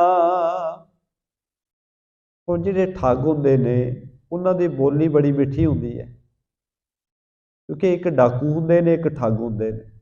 ਡਾਕੂ ਦਾ ਭਾਵ ਹੁੰਦਾ ਹੈ, ਡਾਕੂ ਨੇ ਤਾਂ ਸਿੱਧਾ ਹੀ ਹਥਿਆਰ ਦਿਖਾਉਣਾ ਹੁੰਦਾ ਹੈ ਤੇ ਉਹ ਹਥਿਆਰ ਦਾ ਡਰਾਵਾ ਦੇ ਕੇ ਬੰਦੇ ਨੂੰ ਲੁੱਟ ਲੈਂਦਾ। ਪਰ ਜਿਹੜਾ ਠੱਗ ਹੁੰਦਾ ਉਹਦੇ ਕੋਲੇ ਹਥਿਆਰ ਨਹੀਂ ਕੋਈ ਹੁੰਦਾ, ਉਹਦੇ ਕੋਲੇ ਗੱਲਾਂ ਬਹੁਤ ਮਿੱਠੀਆਂ ਹੁੰਦੀਆਂ ਨੇ ਤੇ ਮਿੱਠੀਆਂ ਗੱਲਾਂ ਕਰਕੇ ਬੰਦੇ ਨੂੰ ਪਹਿਲਾਂ ਗੱਲਾਂ ਵਿੱਚ ਲਾਉਂਦੇ ਨੇ ਤੇ ਜਦੋਂ ਉਹਨਾਂ ਦਾ ਬਸ ਚੱਲਦਾ ਹੈ ਫਿਰ ਉਹ ਮਨੁੱਖ ਨੂੰ ਖਤਮ ਵੀ ਕਰ ਦਿੰਦੇ ਨੇ ਤੇ ਜਾਂ ਫਿਰ ਇਸ ਤਰੀਕੇ ਨਾਲ ਠੱਗੀ ਮਾਰਦੇ ਨੇ ਕਿ ਬੰਦੇ ਨੂੰ ਪਤਾ ਨਾ ਲੱਗੇ। ਹੁਣ ਇਹ ਜਿਹੜਾ ਠੱਗ ਹੈ ਬੜਾ ਖੁਸ਼ ਹੋਇਆ, ਇਹਨੇ ਗੁਰੂ ਨਾਨਕ ਸਾਹਿਬ ਮਹਾਰਾਜ ਜੀ ਦਾ ਬਹੁਤ ਸਨਮਾਨ ਕੀਤਾ। ਇੰਝ ਲੱਗਿਆ ਜਿਵੇਂ ਬਹੁਤ ਇਹਦੇ ਮਨ ਵਿੱਚ ਸੇਵਾ ਦਾ ਭਾਵ ਹੋਵੇ। ਆਵੋ ਜੀ ਕਰੀਏ ਕਰ ਡੇਰਾ, ਆਛੀ ਵਿਦ ਸ਼ਰਮ ਹਰੋ ਸੋ ਤੇਰਾ। ਉਹ ਠੱਗ ਕਹਿਣ ਲੱਗਾ ਜੀ, ਸਤਿਕਾਰ ਦੇ ਨਾਲ ਕਹਿਣ ਲੱਗਾ, ਆਓ ਜੀ ਆਓ, ਸਾਡੇ ਘਰ ਠਹਿਰਨਾ ਕਰੋ, ਮੈਂ ਤੁਹਾਡੀ ਬਹੁਤ ਪ੍ਰੇਮ ਨਾਲ ਸੇਵਾ ਕਰਾਂਗਾ। ਅੱਜ ਤਾਂ ਸਾਡੇ ਘਰ ਨੂੰ ਭਾਗ ਲੱਗ ਗਿਆ, ਤੁਸੀਂ ਘਰ ਆ ਗਏ ਚੱਲ ਕੇ ਸਾਡੇ। ਜੋ ਕਛ ਕਹੋ ਸੋ ਸੇਵਾ ਕਰਹੋ, ਪਾਓ ਚਾਪ ਸ਼ਰਮ ਮਗ ਕਾ ਹਰਹੋ। ਹੁਣ ਠੱਗ ਬੰਦੇ ਦਾ ਸੁਭਾਅ ਹੁੰਦਾ ਉਹ ਬਹੁਤ ਜ਼ਿਆਦਾ ਮਿੱਠੀਆਂ ਗੱਲਾਂ ਕਰਦਾ। ਇਹਨੇ ਗੁਰੂ ਨਾਨਕ ਸਾਹਿਬ ਨੂੰ ਕਿਹਾ, ਕਹਿੰਦਾ ਜੀ ਤੁਸੀਂ ਆਓ, ਸਾਡੇ ਧੰਨ ਭਾਗ ਨੇ, ਤੁਸੀਂ ਘਰ ਆਏ ਸਾਡੇ ਚੱਲ ਕੇ, ਤੁਸੀਂ ਰੁਕੋ ਸਾਡੇ ਘਰ, ਅਸੀਂ ਤੁਹਾਡੀ ਸੇਵਾ ਵੀ ਕਰਾਂਗੇ, ਮੁੱਠੀ ਚਾਪੀ ਵੀ ਕਰਾਂਗੇ। ਤੁਸੀਂ ਬੜੀ ਦੂਰ ਤੋਂ ਚੱਲ ਕੇ ਆਏ ਲੱਗਦੇ ਹੋ, ਇੰਨੀ ਕੁ ਸੇਵਾ ਤੁਹਾਡੀ ਕਰਾਂਗੇ, ਸਾਰਾ ਥਕੇਵਾ ਤੁਹਾਡਾ ਦੂਰ ਹੋ ਜਾਏਗਾ, ਤੁਹਾਡੇ ਪੈਰ ਵੀ ਘੁੱਟਾਂਗੇ, ਤੁਹਾਡੇ ਵਾਸਤੇ ਭੋਜਨ ਦਾ ਪ੍ਰਬੰਧ ਵੀ ਕਰਾਂਗੇ। ਇਹਨੇ ਕਈ ਤਰ੍ਹਾਂ ਦੀਆਂ ਗੱਲਾਂ ਗੁਰੂ ਨਾਨਕ ਸਾਹਿਬ ਦੇ ਅੱਗੇ ਕੀਤੀਆਂ। ਸਤਿਗੁਰੂ ਜਾਣਦੇ ਨੇ ਕਿ ਅਸਲ ਵਿੱਚ ਇਹਨਾਂ ਦੀ ਬਿਰਤੀ ਕੀ ਹੈ। ਸਵਈਆ ਤਾਂ ਕੇ ਨਕੇਤ ਰਹੇ ਪ੍ਰਭ ਜੀ, ਮਿਲ ਬੰਚਕ ਆਵਤ ਭੇ ਸਮੁਦਾਈ। ਸਤਿਗੁਰੂ ਜੀ ਉਸ ਠੱਗ ਦੇ ਘਰ ਠਹਿਰ ਗਏ। ਜਿਸ ਵੇਲੇ ਗੁਰੂ ਸਾਹਿਬ ਜੀ ਉਸ ਘਰ ਵਿੱਚ ਰੁਕ ਗਏ ਹਨ ਤਾਂ ਨਗਰ ਦੇ ਜਿਹੜੇ ਠੱਗ ਨੇ ਸਾਰੇ ਨਗਰ ਦੇ ਵਿੱਚੋਂ ਇਕੱਠੇ ਹੋ ਕੇ ਉੱਥੇ ਆ ਗਏ। ਧਾਮ ਹੋਤੋ ਜਿਹ ਕੋ ਤਬ ਹੀ, ਸਭ ਹੀ ਬਟਪਾਰ ਸੋਲੀਨ ਬੁਲਾਏ। ਹੁਣ ਜਿਸ ਵੇਲੇ ਨਗਰ ਦੇ ਲੋਕ ਇਕੱਠੇ ਹੋ ਕੇ ਆਏ, ਜਿਸ ਘਰ ਵਿੱਚ ਗੁਰੂ ਨਾਨਕ ਸਾਹਿਬ ਰੁਕੇ ਨੇ, ਉਸ ਘਰ ਦੇ ਮਾਲਕ ਨੂੰ ਉਹਨਾਂ ਨੇ ਬੁਲਾ ਲਿਆ ਬਾਹਰ। ਕਹਿੰਦੇ ਭਾਈ ਆਈ ਸਾਡੇ ਨਾਲ ਗੱਲਬਾਤ, ਅਸੀਂ ਕੁਝ ਕਰਨ ਵਾਸਤੇ ਆਏ ਹਾਂ, ਸਾਡੀ ਗੱਲ ਸੁਣਨੀ ਕਰ। ਜੋਤ ਲਿਲਾਰ ਵੱਡੀ ਇਹ ਕੇ, ਧਨ ਹੈ ਬਹੁ ਪਾਸ ਚਲਿਓ ਕਹਿ ਥਾਈ। ਉਹ ਘਰ ਦਾ ਮਾਲਕ ਵੀ ਆ ਗਿਆ, ਉਹ ਠੱਗਾਂ ਦੇ ਟੋਲੇ ਵਿੱਚ ਆਪਸ ਵਿੱਚ ਬੈਠ ਕੇ ਗੱਲਬਾਤ ਕਰਦੇ ਹਨ। ਹੌਲੀ ਹੌਲੀ ਕਹਿੰਦੇ ਇਹ ਜਿਹੜਾ ਅਮੀਰ ਮਨੁੱਖ ਆਇਆ, ਇਹਦੇ ਮੱਥੇ ਦੀ ਜੋਤ ਬਹੁਤ ਵੱਡੀ ਹੈ, ਕਿਉਂਕਿ ਗੁਰੂ ਨਾਨਕ ਸਾਹਿਬ ਮਹਾਰਾਜ ਆਪ ਰੱਬ ਰੂਪ ਨੇ। ਸਤਿਗੁਰੂ ਦੇ ਚਿਹਰੇ ਦਾ ਨੂਰ ਜਿਹੜਾ ਹੈ, ਸਤਿਗੁਰੂ ਦੇ ਆਲੇ ਦੁਆਲੇ ਦੀ ਜਿਹੜੀ ਆਭਾ ਹੈ ਉਹ ਬੜੀ ਨਿਰਾਲੀ ਹੈ।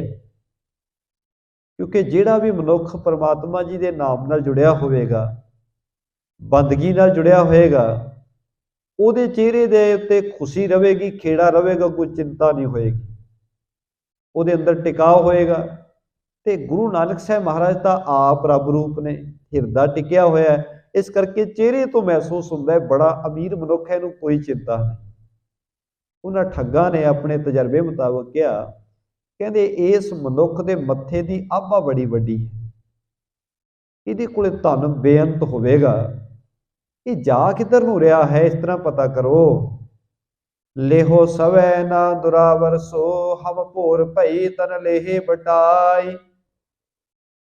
ਜਿਸ ਘਰ ਵਿੱਚ ਗੁਰੂ ਨਾਨਕ ਸਾਹਿਬ ਮਹਾਰਾਜ ਰੁਕੇ ਹਨ, ਉਸ ਘਰ ਦੇ ਮਾਲਕ ਨੂੰ ਕਹਿਣ ਲੱਗੇ ਇਹ ਮਨੁੱਖ ਬਚ ਕੇ ਨਹੀਂ ਜਾਣਾ ਚਾਹੀਦਾ। ਜਦੋਂ ਹੀ ਰਾਤ ਹੋਵੇਗੀ, ਰਾਤ ਹੁੰਦਿਆਂ ਤੋਂ ਇਹਨਾਂ ਨੂੰ ਮਾਰ ਕੇ ਖਤਮ ਕਰਕੇ ਧਨ ਲੁੱਟ ਲਵੀਂ। ਅਸੀਂ ਨਹੀਂ ਤੈਨੂੰ ਕੁਝ ਕਹਿੰਦੇ, ਸਵੇਰ ਹੋਈ ਤੇ ਅਸੀਂ ਆਵਾਂਗੇ ਤੇ ਆਪਸ ਵਿੱਚ ਆਪੋ ਆਪਣਾ ਹਿੱਸਾ ਵੰਡਣਾ ਕਰਾਂਗੇ। ਇਹ ਤੂੰ ਇਕੱਲਾ ਨਹੀਂ ਰੱਖ ਸਕਦਾ, ਜਿੰਨਾ ਧਨ ਵੀ ਤੇਰੇ ਹੱਥ ਆਵੇਗਾ ਉਹ ਸਾਡੇ ਨਾਲ ਵੰਡਣਾ ਪਏਗਾ, ਸਾਨੂੰ ਵੀ ਕੁਝ ਨਾ ਕੋਈ ਹਿੱਸਾ ਦੇਣਾ ਪਵੇਗਾ। ਇਹਨਾਂ ਨੇ ਇਸ ਤਰ੍ਹਾਂ ਸਲਾਹ ਬਣਾ ਲਈ। ਜੋ ਕਹਿ ਜਾਤ ਭਏ ਆਪਣੇ ਘਰ, ਬਾਸੁਰ ਤੇ ਰਜਦੀ ਹੋਏ ਆਈ। ਇਸ ਤਰ੍ਹਾਂ ਠੱਗਾਂ ਦੇ ਸਟੋਲੇ ਨੇ ਸਾਰੀ ਸਲਾਹ ਕਰ ਲਈ ਆਪਸ ਵਿੱਚ, ਤੇ ਜਿਸ ਘਰ ਵਿੱਚ ਗੁਰੂ ਨਾਨਕ ਸਾਹਿਬ ਰੁਕੇ ਨੇ ਉਸ ਘਰ ਦੇ ਮਾਲਕ ਨੂੰ ਕਹਿ ਦਿੱਤਾ, ਤੂੰ ਰਾਤ ਨੂੰ ਇਹਨਾਂ ਨੂੰ ਖਤਮ ਕਰਕੇ ਧਨ ਲੁੱਟ ਲਈ, ਸਵੇਰ ਹੋ ਕੇ ਆਪਾਂ ਸਾਰੇ ਜਾਣੇ ਵੰਡ ਲਵਾਂਗੇ। ਇਸ ਤਰ੍ਹਾਂ ਸਲਾਹ ਕਰਕੇ ਵਾਪਸ ਚਲੇ ਗਏ।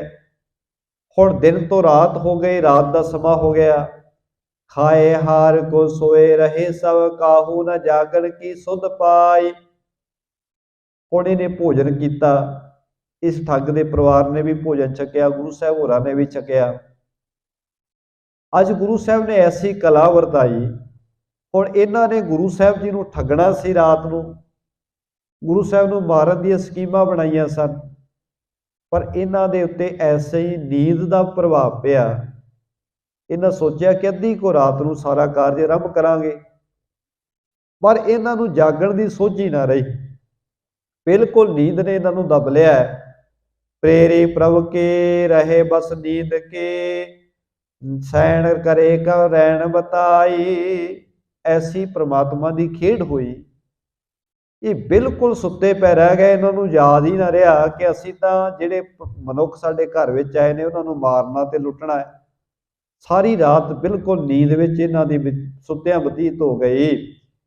ਹੋਰ ਪਈ ਜਬ ਜਾਗਿਓ ਨਾ ਕੋ, ਤਬ ਐਸੇ ਪਰੇ ਜਿਵੇਂ ਹੈ ਮੁਰਛਾਈ। ਸਵੇਰ ਦਾ ਸਮਾਂ ਹੋ ਗਿਆ, ਇਹਨਾਂ ਵਿੱਚੋਂ ਕੋਈ ਵੀ ਨਾ ਉੱਠਿਆ। ਇਸ ਤਰ੍ਹਾਂ ਲੱਗਿਆ ਜਿਵੇਂ ਨੀਂਦ ਵਿੱਚ ਬੇਹੋਸ਼ ਹੋਏ ਪਏ ਹੋਣ। ਸੂਰ ਚੜ੍ਹੇ ਗਮਣੇ ਗੁਰ ਨਾਨਕ, ਸੋਵਤ ਚੋਰ ਚਲੇ ਤਹਿ ਥਾਈ। ਜਦੋਂ ਸੂਰਜ ਚੜ੍ਹਿਆ, ਗੁਰੂ ਨਾਨਕ ਸਾਹਿਬ ਮਹਾਰਾਜ ਜੀ ਇਹਨਾਂ ਨੂੰ ਸੁੱਤੇ ਪਿਆਂ ਛੱਡ ਕੇ ਚਲੇ ਗਏ। ਹੋ ਸਕਦਾ ਹੈ ਇਸ ਤਰ੍ਹਾਂ ਵੀ ਹੋਇਆ ਹੋਵੇ ਕਿ ਗੁਰੂ ਨਾਨਕ ਸਾਹਿਬ ਮਹਾਰਾਜ ਜੀ ਵਰਗੇ ਪਿਆਰਿਆਂ ਨੂੰ ਨੀਂਦ ਦੀ ਕੋਈ ਦਵਾਈ ਜੜੀ ਬੂਟੀ ਇਹਨਾਂ ਪਾ ਕੇ ਦੇਣ ਦੀ ਕੋਸ਼ਿਸ਼ ਕੀਤੀ ਹੋਵੇ, ਆਪ ਖਾ ਗਏ ਹੋਣ, ਜਾਂ ਗੁਰੂ ਸਾਹਿਬ ਨੇ ਕੋਈ ਖੇਡ ਹੀ ਐਸੀ ਵਰਤਾਈ ਇਹ ਰਾਤ ਨੂੰ ਬਿਲਕੁਲ ਉੱਠ ਨਾ ਸਕੇ। ਗੁਰੂ ਸਾਹਿਬ ਜੀ ਸਵੇਰੇ ਉੱਠੇ ਨੇ ਤੇ ਇਸ ਜਗ੍ਹਾ ਤੋਂ ਅੱਗੇ ਚੱਲ ਪਏ। ਜਾਗਤ ਭੇ ਪਛਚਾਤ ਸਭੈ, ਮਿਲ ਬੰਚਕ ਹੋਤ ਭਏ ਇਕ ਥਾਈ। ਬਾਅਦ ਵਿੱਚ ਸਾਰੇ ਜਿਸ ਵੇਲੇ ਉੱਠ ਖੜੇ ਹੋਏ, ਉਹ ਸਾਰੇ ਜਣੇ ਇੱਕਦਮ ਦੌੜੇ ਹਨ ਇਸ ਘਰ ਵੱਲ ਨੂੰ ਕਿ ਜਾ ਕੇ ਆਪੋ ਆਪਣਾ ਹਿੱਸਾ ਲੈਣਾ ਕਰੀਏ। ਜਿਹੜਾ ਮਨੁੱਖ ਰਾਤ ਉਸ ਮਾਲਕ ਨੇ ਲੁੱਟਿਆ ਹੋਏਗਾ ਉਹਦੇ ਕੋਲੋਂ ਆਪਣੇ ਹਿੱਸੇ ਦੀ ਮਾਇਆ ਲੈਣੀ ਕਰੀਏ। ਦੇਹੋ ਦਿਖਾਏ ਲਿਓ ਧਨ ਜੋ, ਬਹੁ ਜਾਚਤ ਹੈ ਤੁਮਰੇ ਟਿਗ ਭਾਈ। ਜਾ ਕੇ ਇਹਨਾਂ ਨੇ ਉਸ ਮਾਲਕ ਨੂੰ ਬੁਲਾਇਆ, ਕਹਿਣ ਲੱਗੇ ਦਿਖਾ ਭਾਈ ਕੀ ਕੁਝ ਲੁੱਟਿਆ, ਕਿੰਨਾ ਕੁ ਮਾਲ ਹੱਥ ਆ ਗਿਆ ਹੈ, ਲਿਆ ਸਾਡਾ ਵੀ ਹਿੱਸਾ ਦੇਣਾ ਕਰ। ਇਸ ਤਰ੍ਹਾਂ ਉਸਨੂੰ ਕਹਿਣਾ ਕੀਤਾ। ਹੋ ਵਿਸਮਾਦ ਕਹਿਓ ਤਿਨ ਸਿਓ, ਮੋਹੇ ਨਹੀਂ ਰਹੀ ਰਜਨੀ ਸੁਧਰਾਏ। ਉਹ ਅੱਖਾਂ ਮਲਦਾ ਹੋਇਆ ਕਹਿਣ ਲੱਗਾ ਹੈਰਾਨ ਹੋ ਕੇ, ਕਹਿੰਦਾ ਮੈਂ ਤੁਹਾਨੂੰ ਹਿੱਸਾ ਕੀ ਦੇਣਾ, ਮੈਨੂੰ ਤਾਂ ਰਾਤ ਸੁੱਧ ਬੁੱਧ ਹੀ ਨਹੀਂ ਰਹੀ। ਰਾਤ ਮੈਨੂੰ ਨੀਂਦ ਨੇ ਇੰਨਾ ਦਬਾ ਲਿਆ, ਮੈਨੂੰ ਬਿਲਕੁਲ ਸੁੱਧ ਬੁੱਧ ਨਹੀਂ ਰਹੀ ਕਿ ਮੈਂ ਹੈ ਕਿੱਥੇ ਆ। ਸੋ ਨੈ ਮਾਨੇ ਤਾਹੇ ਕਹਿਓ, ਝਗਰੇ ਬਹੁ ਗਾਰ ਕੋ ਦੇਹ ਲੜਾਈ। ਹੁਣ ਜਿਹੜੇ ਬਾਕੀ ਦੇ ਠੱਗ ਹਨ ਉਹ ਕਹਿਣ ਲੱਗੇ ਤੂੰ ਝੂਠ ਬੋਲ ਰਿਹਾ ਹੈ।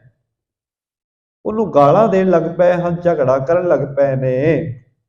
ਹਾਥ ਲੱਗਾ ਬਹੁਤੋ ਤਨ ਤੋ ਕੋ, ਲਾਲਚ ਧਾਰ ਕੇ ਲੀਨ ਛੁਪਾਈ। ਸਾਰੇ ਨਗਰ ਦੇ ਠੱਗ ਕਹਿਣ ਲੱਗੇ ਤੇਰੇ ਹੱਥ ਬਹੁਤ ਜ਼ਿਆਦਾ ਮਾਲ ਲੱਗ ਗਿਆ ਹੈ, ਤੇਰੇ ਹੱਥ ਮਾਇਆ ਬਹੁਤੀ ਲੱਗ ਗਈ, ਇਸ ਕਰਕੇ ਲਾਲਚ ਵਿੱਚ ਆ ਗਿਆ ਤੂੰ ਤੇ ਸਾਨੂੰ ਕੁਝ ਵੰਡ ਕੇ ਦੇਣਾ ਨਹੀਂ ਚਾਹੁੰਦਾ। ਤੇ ਰਾਤ ਤੋਂ ਮਨੁੱਖ ਖਤਮ ਕਰ ਦਿੱਤੇ ਤੇ ਉਹਨਾਂ ਦਾ ਧਨ ਦੌਲਤ ਲੁੱਟ ਕੇ ਤੇ ਲੁਕੋ ਲਿਆ, ਸਾਨੂੰ ਨਹੀਂ ਦੇਣਾ ਚਾਹੁੰਦਾ, ਇਸ ਕਰਕੇ ਤੂੰ ਸਾਨੂੰ ਝੂਠ ਬੋਲ ਰਿਹਾ ਹੈ। ਸੋ ਨ ਛੋੜੇ ਕੈਸੇ ਕਰੋ, ਤੁਮ ਪਾਸ ਹਮਾਰੇ ਤਿਲੇਤ ਸਦਾਈ। ਸਾਰੇ ਠੱਗ ਕਹਿਣ ਲੱਗੇ ਅੱਜ ਤੈਨੂੰ ਛੱਡਾਂਗੇ ਨਹੀਂ, ਜਦੋਂ ਅਸੀਂ ਕੋਈ ਕਿਤੇ ਪਾਸਿਓਂ ਠੱਗੀ ਮਾਰਦੇ ਆ ਤੇ ਤੈਨੂੰ ਬਰਾਬਰ ਦਾ ਹਿੱਸਾ ਦਿੰਦੇ ਆ। ਅੱਜ ਤੇਰੇ ਘਰ ਮਾਇਆ ਆਈ ਹੈ, ਤੂੰ ਸਾਰਾ ਧਨ ਇਕੱਠਿਆ ਸਾਰਾ ਲੁੱਟ ਲਿਆ ਹੈ ਤੇ ਸਾਨੂੰ ਤੂੰ ਹਿੱਸਾ ਨਹੀਂ ਦੇ ਰਿਹਾ। ਅੱਜ ਅਸੀਂ ਤੇਰੇ ਕੋਲ ਹਿੱਸਾ ਜ਼ਰੂਰ ਲੈ ਲੈਣਾ ਹੈ। ਕਿਉਂ ਆਵ ਤੂੰ ਸਨ ਬੈਠ ਰਹਾ ਸਭ ਕਾਢ ਨਕੇਤ ਤੇ ਦੇਹੋ ਦਿਖਾਈ। ਉਹ ਜਿਹੜਾ ਠੱਗ ਹੈ ਜਿਹਦੇ ਘਰ ਗੁਰੂ ਨਾਨਕ ਸਾਹਿਬ ਰਾਤ ਰੁਕੇ ਸਨ, ਉਹ ਚੁੱਪ ਕਰਕੇ ਬੈਠ ਗਿਆ, ਮੱਥੇ ਤੇ ਹੱਥ ਉਹਨੇ ਰੱਖ ਲਿਆ। ਉਹਨੂੰ ਸਾਰੇ ਜਣੇ ਇਹੋ ਗੱਲ ਕਹੀ ਜਾਂਦੇ ਨੇ, ਕਹਿੰਦੇ ਲਿਆ ਕਿੱਥੇ ਧਨ ਲੁਕੋਇਆ ਹੈ, ਸਾਰਾ ਧਨ ਕੱਢ ਕੇ ਲੈ ਕੇ ਆਉਣਾ ਕਰ, ਸਾਨੂੰ ਵੰਡਣਾ ਕਰ। ਆਨ ਕਰੇ ਨਜ ਪੀਰਨ ਕੀਰਤਨ ਸਾਚ ਪਛਾਨਤ ਭੇ ਤਵ ਹੀ। ਉਹ ਜਿਹੜਾ ਮਾਲਕ ਹੈ ਘਰ ਦਾ, ਉਹ ਜਿਸ ਪੀਰ ਫਕੀਰ ਨੂੰ ਮੰਨਦੇ ਸਨ ਉਹ ਸਾਰੇ ਠੱਗ, ਉਹਦੀਆਂ ਸੌਹਾਂ ਚੁੱਕ ਰਿਹਾ ਹੈ। ਕਹਿੰਦਾ ਉਹ ਮੇਰੇ ਤੇ ਵਿਸ਼ਵਾਸ ਕਰੋ, ਮੈਂ ਕੁਝ ਵੀ ਨਹੀਂ ਲੁੱਟ ਸਕਿਆ, ਮੈਨੂੰ ਨੀਂਦ ਹੀ ਨਹੀਂ, ਨੀਂਦ ਵਿੱਚ ਇੰਨਾ ਕੁ ਮੈਨੂੰ ਪਤਾ ਹੀ ਨਹੀਂ ਲੱਗਿਆ ਕਿਸ ਵੇਲੇ ਰਾਤ ਬਤੀਤ ਹੋ ਗਈ। ਮੈਂ ਕੀ ਲੁੱਟਣਾ ਸੀ, ਉਹ ਮਨੁੱਖ ਇੱਥੋਂ ਚਲੇ ਗਏ ਹਨ। ਜਿਸ ਵੇਲੇ ਉਹਨੇ ਸੌਹਾਂ ਖਾਧੀਆਂ ਤਾਂ ਕਿਤੇ ਜਾ ਕੇ ਉਸ ਨਗਰ ਦੇ ਠੱਗਾਂ ਨੂੰ ਵਿਸ਼ਵਾਸ ਆਇਆ। ਕੌਣ ਸੇ ਪੰਥ ਗਏ ਉਠ ਤੂਰਨ, ਜੋ ਮਿਲ ਸੋਚ ਕਰੀ ਸਭ ਹੀ। ਉਹ ਕਹਿਣ ਲੱਗੇ ਕਿਵੇਂ ਹੋ ਸਕਦਾ ਹੈ ਕਿ ਸਾਡੇ ਨਗਰ ਵਿੱਚ ਕੋਈ ਇੰਨਾ ਵੀਰ ਮਨੁੱਖ ਆਵੇ ਤੇ ਸਭ ਕੁਝ ਬਚ ਬਚਾ ਕੇ ਇੱਥੋਂ ਨਿਕਲ ਜਾਵੇ, ਇਹ ਨਹੀਂ ਅਸੀਂ ਹੋਣ ਦੇਵਾਂਗੇ। ਕਹਿਣ ਲੱਗੇ ਵੇਖੋ ਕਿਹੜੇ ਰਾਹ ਗਏ ਨੇ, ਕਿੰਨੀ ਕੁ ਦੂਰ ਗਏ ਹੋਣਗੇ। ਰਸਤੇ ਵਿੱਚ ਜਾ ਕੇ ਉਹਨਾਂ ਨੂੰ ਫੜ ਲੈਂਦੇ ਹਾਂ। ਗ੍ਰਾਮ ਕੇ ਚਾਰ ਦਿਸ਼ਾ ਲੋਕ ਕਹਿ, ਪੈਰ ਕੋ ਖੋਜ ਪਿਖਿਓ ਜਬ ਹੀ। ਉਹਨਾਂ ਨੇ ਪਿੰਡ ਦੇ ਆਲੇ ਦੁਆਲੇ ਚਾਰੇ ਪਾਸੇ ਵੇਖਣਾ ਕੀਤਾ ਤੇ ਉਹਨਾਂ ਨੇ ਵੇਖ ਲਿਆ ਕਿ ਪੈਰ ਦੇ ਨਿਸ਼ਾਨ ਜਿਹੜੇ ਨੇ ਇਸ ਪਾਸੇ ਨੂੰ ਜਾ ਰਹੇ ਨੇ, ਕਿਉਂਕਿ ਉਹਨਾਂ ਸਮਿਆਂ 'ਚ ਕੱਚੇ ਰਸਤੇ ਹੁੰਦੇ ਸਨ ਤੇ ਜਿਸ ਪਾਸੇ ਨੂੰ ਕੋਈ ਮਨੁੱਖ ਗਿਆ ਹੋਵੇ ਉਹਦੇ ਪੈਰਾਂ ਦੇ ਨਿਸ਼ਾਨ ਜ਼ਮੀਨ ਤੇ ਰਹਿ ਜਾਂਦੇ ਸਨ। ਇਹਨਾਂ ਨੇ ਵੇਖ ਲਿਆ ਕਿ ਆ 3 ਮਨੁੱਖਾਂ ਦੇ ਪੈਰ ਜਾ ਰਹੇ ਨੇ ਤੇ 4 ਜਵਾਨ ਜਿਹੜੇ ਉਹ ਠੱਗ ਹਨ ਉਸ ਨਗਰ ਦੇ, ਉਹ ਕਹਿਣ ਲੱਗੇ ਅਸੀਂ ਹੁਣੇ ਜਾਂਦੇ ਆ। ਕਿੰਨੀ ਕੁ ਦੂਰ ਦੌੜ ਜਾਣਗੇ, ਜਾ ਕੇ ਉਹਨਾਂ ਨੂੰ ਫੜ ਕੇ ਲੈ ਕੇ ਆਉਂਦੇ। ਇਸ ਤਰ੍ਹਾਂ ਉਹ ਠੱਗਾਂ ਦੇ ਵਿੱਚ ਪਿੰਡ ਵਿੱਚੋਂ 4 ਨੌਜਵਾਨ ਠੱਗ ਗੁਰੂ ਨਾਨਕ ਸਾਹਿਬ ਮਹਾਰਾਜ ਜੀ ਨੂੰ ਫੜਨ ਵਾਸਤੇ ਤੁਰੇ ਨੇ। ਆਓ ਅੱਗੇ ਜਾ ਕੇ ਕਿਵੇਂ ਫੜਦੇ ਹਨ, ਕੀ ਕੌਤਕ ਹੁੰਦਾ ਹੈ, ਉਹ ਪ੍ਰਸੰਗ ਆਪਾਂ ਕੱਲ੍ਹ ਦੀ ਦੀਵਾਨ ਵਿੱਚ ਸ਼ਰਵਣ ਕਰਾਂਗੇ ਜੀ। ਇੰਨੀਆਂ ਬੇਨਤੀਆਂ ਪ੍ਰਵਾਨ ਕਰਨੀਆਂ, ਹੋਈਆਂ ਭੁੱਲਾਂ ਦੀ ਖਿਮਾ, ਪ੍ਰੇਮ ਸਹਿ ਸਾਰੀ ਸੰਗਤਾਂ ਖੋਜੀ। ਵਾਹਿਗੁਰੂ ਜੀ ਕਾ ਖਾਲਸਾ, ਵਾਹਿਗੁਰੂ ਜੀ ਕੀ ਫਤਿਹ। ਜੀਤਾ ਸਮੁੰਦਰ ਸਾਗਰ ਨੀਰ ਭਰਿਆ, ਤੇਤੇ ਔਗਣ ਹਮਾਰੇ। ਦਇਆ ਕਰੋ ਜਿਸਨੇ ਹੋ ਪਾਉ, ਡੁੱਬਦੇ ਪੱਥਰ ਤਾਰੇ। ਗਿਆਨ ਧਿਆਨ ਕਿਸ ਕਰਨਾ ਨਾ ਜਾਣਾ, ਸਾਰ ਨਾ ਜਾਣਾ ਤੇਰੇ।